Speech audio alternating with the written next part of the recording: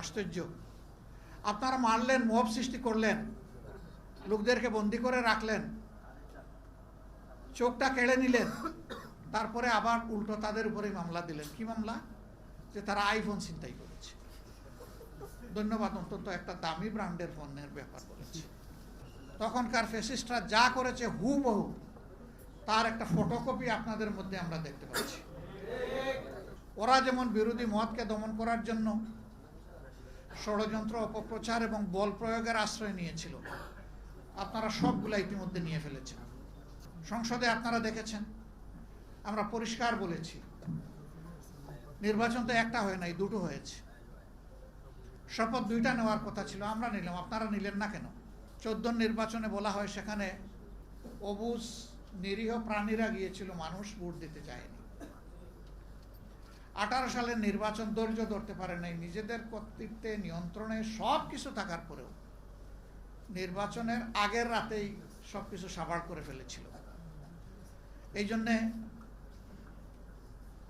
অত্যন্ত ইনোসেন্ট একটা কান্ট্রি, কিন্তু বিশ্বে পাওয়ারফুল। তাদের বাংলাদেশি রাষ্ট্রদূত বলেছিলেন যে এটা মিডনাইট ইলেকশন, জনগণও তাই বলত।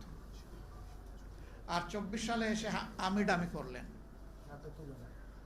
তো এই নির্বাচনগুলোকে জাতি ঘৃণা ভরে প্রত্যাখ্যান করেছিল,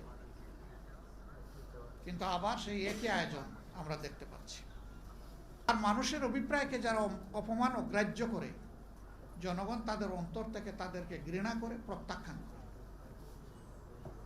এমনভাবে প্রত্যাখ্যান করে যে শেষ পর্যন্ত এই সৎসাহসটাও থাকে না যে নিজের দেশে আমি থাকি, আমি ফেস করি। দেশ ছেড়ে পালাতে বাধ্য হয়।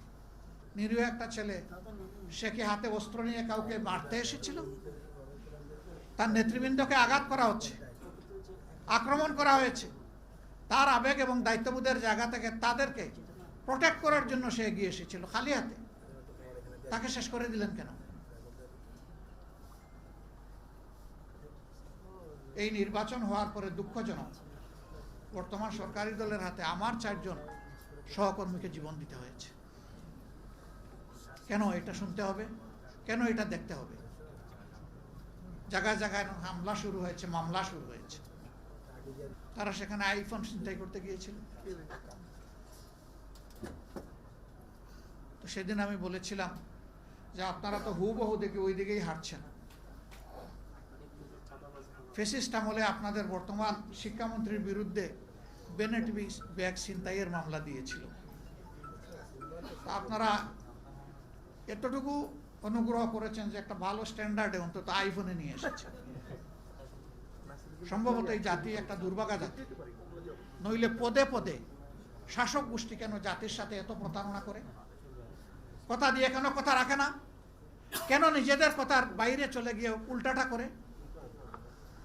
কিন্তু আবার জাতি সৌভাগ্যবান যে কোনো প্রতারককে এই জাতি ছেড়ে দেয়নি, ছেড়ে দিবে না ইনশাআল্লাহ।